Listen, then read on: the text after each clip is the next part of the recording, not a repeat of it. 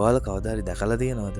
එකම එක මිනිහෙක්ගේ හිනාවක් වෙනුවෙන් තමන්ගේ ජීවිතේ උනත් දෙන්න සූදානම් මිනිස්සු ලක්ෂ ගණනක්. දේශපාලන දැවැන්තයෝ රජ කරපු දේශයක කිසිම පාරම්පරික දේශපාලන පසුබිමක් නැති නළුවෙක් ඇවිත් මුළු රාජධානියකම බලය තමන්ගේ අතර ගන්නවා ඔයාලා දැකලා තියෙනවද? නමුත් මේ අසීමිත බලය, මේ අසීමිත ජනප්‍රියත්වය පිටුපස කවුරුත් නොදකින ලොකු කඳුලක් තියෙනවා. අද උඩ නායකයෙක් විදිහට මුළු රටක්ම දරනවද්දී මීට අවුරුදු 30කට කලින් ඔහුට මේ ලෝකෙම කිව්වේ මොකක්ද දන්නවද? ඔයා කවදාවත් නළුවෙක් වෙන්නේ නැහැ. ඔයාගේ පෙනුම විහිළුවක්. ඔව්.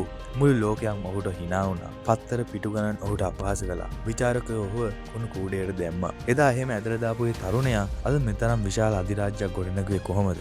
කඳුළු අපහාස පරාජයන් සහ දේශපාලන තර්ජන මැදින් ආපු ඒ ගමන සුරංගනා කතාවක් නෙවෙයි. මේක අවුරුදු ගාණක් තිස්සේ ඔහු තනියම කරපු යුද්ධයක්. මේ කවදාවත් පරාජය පිළිගන්න අකමැති වුණු තමන්ගේම වේදනාව ආයුධයක් කරගත්තු අසාමාන්‍ය මිනිසුගේ නිහඬ පෙරළියේ කතාවයි. 1974 ජුනි 22 වෙනිදා ඉන්දියාවේ මදුරාසියේ උපන් ජෝසප් විජේ චන්ද්‍රසේකර කියන්නේ අද ඔබ දකින මේ සංසුන් නිහඬ මිනිසා නෙවෙයි. කුඩා කාලයේ ඔහු හරිම දඟකාරයි. නිතරම සිනාසෙන මුළු ගේ පුරාම දුවපයින් පුංචි දරුවෙක්. ඔහුගේ පියා එස්.ඒ. චන්ද්‍රසේකර ඒ කාලේ දමිළ සිනමාවේ දැවැන්ත අධ්‍යක්ෂකවරයෙක්. මව ශෝකා චන්ද්‍රසේකර. ඇයි ඉතා දක්ෂ ගායිකාවක් වුණා. මේ කලාකාමී පවුලේ විජයගේ ලෝකේ උනේ එකම එක්කෙනයි. ඒ තමයි ඔහුගේ පුංචි නංගි විද්‍යා. විජය ඇයට පණ වගේ ආදරය කළා. ඔහු පාසල් ගිහින් ආවේ ඇය එක්ක සෙල්ලම් කරන්න. ඇයගේ හිනාව තමයි විජයගේ ජීවිතේ ලොකුම සතුට වුණේ. නමුත් දෛවය කියන්නේ හරිම ක්‍රූර දෙයක්. 1984 වර්ෂයේ අඳුරු දවසක් කුඩා විද්‍යාට වයස අවුරුදු 2යි. හඳුනා ගන්න බැරි රෝගී තත්ත්වයක් නිසා ඇය රෝහල් ගත කරනවා. විජය හිතුවේ තමන්ගේ නංගි ඉක්මනින්ම සනීප වෙලා ගෙදරයි කියලා. නමුත් ඇය ආය ආවේ නැහැ. කුඩා විද්‍යා විජයව තනි කරලා සදාටම මේ ලෝකෙන් සමුගත්තා. අවුරුදු 10ක පුංචි දරුවෙකුට මේ වගේ වියෝගයක් දරාගන්නේ කොහොමද? එදා ඒ මලගෙදරදී විද්‍යාගේ නිසල දේහය දිහා බලාගෙන හිටපු විජයි එදායින් පස්සේ කවදාවත් ඉස්සර හිටපු වගේ දඟකාර විජය වුණේ නැහැ. ඔහුගේ හිනාව, ඔහුගේ කතාව හැමදේම එදා ඉස්සොහොනිම වැළලුණා. මුළු ලෝකයක් මැද ප්‍රශ්න කරනවා විජය ඇයි මේ තරම් නිහඬ? ඇයි ඔහු මාත් ඉස්සරහා කතා කරන්නේ නැත්තේ කියලා. පිළිතුර හරිම සරලයි. එදා තමන්ගේ නංගි මිය ගිය දවසේ ඉඳන් විජය ජීවත් වුණේ වචන වලින් නෙවෙයි. වේදනාවෙන් උපන් මහා නිහඬතාවයත් එක්ක. ඒ නිහඬතාවය තමයි පසු කාලින ඔහුගේ ලොකුම ශක්තිය බවට පත් වුණේ. කාලය ගෙවී ගියා. විජයි දැන් තරුණයෙක්. පියාගේ අඩිපාරේ යමින් සිනමාවට එන්න ඔහුට ලොකු හීනයක් තිබුණා. තමන්ගේ තාත්තා දැවැන්ත අධ්‍යක්ෂකවරයෙක් නිසා ඔහුට සිනමාවට එන පාර ලේසි වුණා කියලා බොහෝ දෙනෙක් හිතුවා. ඔව් තාත්තා ඔහුට අවස්ථාවක් දුන්නා. 1992 දී නාලේ තීර්පු චිත්‍රපටයෙන් වයස අවුරුදු 18 දී විජය ප්‍රධාන නළුවෙක් විදියට සිනමාවට පා තැබුවා. හැබැයි එතනින් පස්සේ උනේ කිසිම කෙනෙකු බලාපොරොත්තු නොවුණු සිදුවීමක්. චිත්‍රපටයේ තිරගත වුණු මුල් දවස්වලම විචාරකයෝ විජයව ඉරා දැම්මා. ඉන්දියාවේ ජනප්‍රියම සිනමා සංග්‍රහයක් වුණු ආනන්ද විකාදන් සංග්‍රහයේ පළවුණු එක විචාරයක් විජයගේ හදවත කෑලි වලට කැඩුවා. ඒකේ මෙහෙම ලියලා තිබුණා. මේ ළමයට රඟපාන්න බෑ. එයාට කිසිම පෙනුමක් නැහැ. මේ වගේ මූණක් තියෙන කෙනෙක් කොහොමද වීරයෙක් වෙන්නේ? මොහුගේ මුහුණේ ඉරියව් හරියට ලී කොටයක් වගේ. ඔබ හිතන්න වයස අවුරුදු 18ක කොල්ලෙක් තමන්ගේ පළවෙනි හීනය හැබෑ කරගන්න හදද්දී මුළු රටක්ම බලාගෙන ඉද්දි තමන්ගේ රූපයට, තමන්ගේ මූණට මිනිස්සු hina වෙද්දි ඔහුට කොහොම දැනෙන්නේ නැද්ද කියලා. සාමාන්‍ය කෙනෙක් නම් ඒ පළවෙනි පාරටම වැටිලා ගෙදරට වෙලා හැංගෙනවා. මට මේක හරියන්නේ නැහැ කියලා ඔහු අතෑරලා දානවා. හැබැයි විජය කියන්නේ වෙනස්ම විදියට හැදුණු මිනිස්සෙක්. ඔහු අඬලා ඉවර වෙලා ලොකු තීරණයක් ගත්තා. ඔහු අර අපහාසය කරපු පුවත්පත් ලිපිය කපලා අරගෙන තමන්ගේ කාමරේ කණ්ණාඩිය ගාවින් අලව ගත්තා. හැමදාම උදේ නැගිටලා ඔහු ඒක දිහා බැලුවා. තමන්ට hina වුණු මිනිස්සුන්ට වචනයකින්වත් උත්තර දෙන්න ගියේ නෑ ඔහු. ඔහු තීරණය කළා මගේ පෙනුමට hina වුණු මේ ලෝකයට දවසක මගේ දක්ෂතාවයෙන් මම උත්තර දෙනවා කියලා. අසාර්ථක චිත්‍රපට කිහිපයකට පස්සේ විජයගේ පියාට තේරුණා තම පුතාව ගොඩනගන්න වෙනස්ම ගමනක් යන්න ඕන කියලා. ඒ වෙනකොට දකුණු ඉන්දියාවේ හිටපු ජනප්‍රියම අධ්‍යක්ෂකවරයෙක් වුණ වික්‍රම් විජයට කතා කරනවා. පූ උනක්කගා 1996 චිත්‍රපටිය තිරගත වුණා. මුළු තමිල්නාඩුවම විජයට ආදරය කරන්න පටන් ගත්තා. අර අපහාසය කර මිනිස්සුන්ගේ කටවල් වැහුණා. ඔහු ඇක්ෂන් වීරයෙක් නෙවෙයි. හැම ගෙදරකටම ඉන්න ආදරණීය පුතෙක්, සහෝදරෙක් බවට පත් වුණා. ඔහුගේ කතාව, ඔහුගේ වේදනාව, ඔහුගේ නර්තනය මිනිසුන්ගේ හදවත් වලට කාවැදුණා. ඊට පස්සේ ආපු Love Today, කාදුලුක්කු මරියාදම්, තුල්දා මානම් තුලම්, කුෂි වගේ චිත්‍රපටි මාලාවක්ම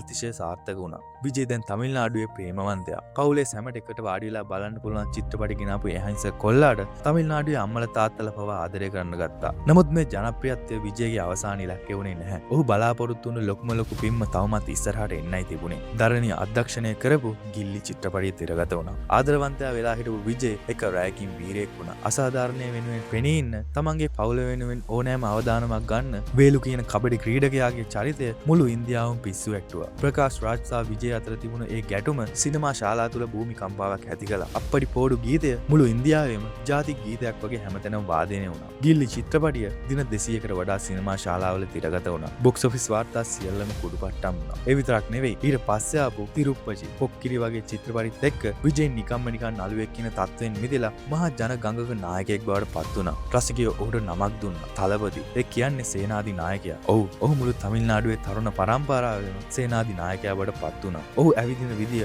ඔහු කතා කරන විදිය ඒක තරුණයා අනුකරණය කරා. ඔහු තමිල්නාඩුවේ දෙවියෙක් වගේ වන්දනාවට පාර්ථ වෙන්න පටන් ගත්තා. නමුත් ජීවිතය කියන්නේ රේස් එකක්. ඒ රේස් එකේ හැමදාම දිනන්න කාටවත් බැහැ. තලපති විජයගේ ජීවිතය අඳුරතුම යෝගය ආරම්භ වුණේ 2007 අවුරුද්දේ ඉඳන්. අසගියා ටැමිල් මගන් කුරුවි විල්ලු සුරා දක්වා ඔහුගේ චිත්‍රපට එක දිගට බොක්ස් ඔෆිස් වලදී බිම ඇදගෙන වැටුණා. මාධ්‍යකරුවෝ විචාරකයෝ ඕව විහිළුව කරගත්තා. සමහර සිනමා ශාලා හිමියන් විජයගේ පෝස්ටර් ඉදා දැම්මා. අපිට මේ නළුවා නිසා විශාල පාඩුවක් සිද්ධ වුණා කියලා පාරට බහැලා උද්ඝෝෂණය කළා. මාධ්‍ය ඉස්සරහට ඇවිත් බැන්නද? තරහ ගත්තද?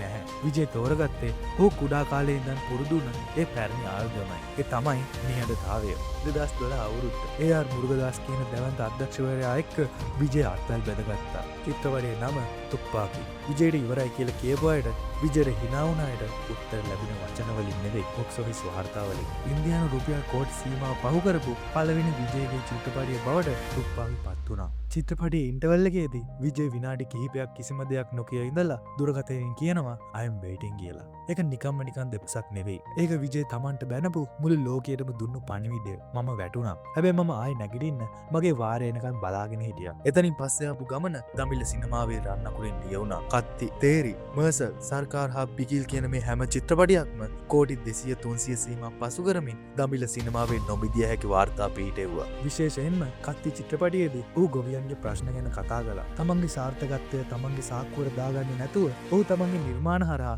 සමාජයට පණිවිඩයක් දෙන්න පටන් ගත්තා. ඔහු දැන් නිකම්ම නිකන් නළුවෙක් නෙවෙයි. ඔහු ජනතාවගේ හඬක් බවට පත් වෙමින් හිටියේ. ඔහු ඉන්දියාවේ වැඩියෙන්ම මුදල් අය කරන නළුවා. එක චිත්‍රපටියකට ඉන්දිය රුපියල් කෝටි 200කට වඩා ගන්නවා. තව අවුරුදු 10ක් කිසිම බහන්සියක් නැතුව ඔහුට සිනමාවේ රචකම් කරන්න තිබුණා. හැබැයි ඔහු නිවේදනය කළා. තමන්ගේ 69 වෙනි චිත්‍රපටයේ ඔහු සදාටම සිනමාවෙන් සමුගන්න බව.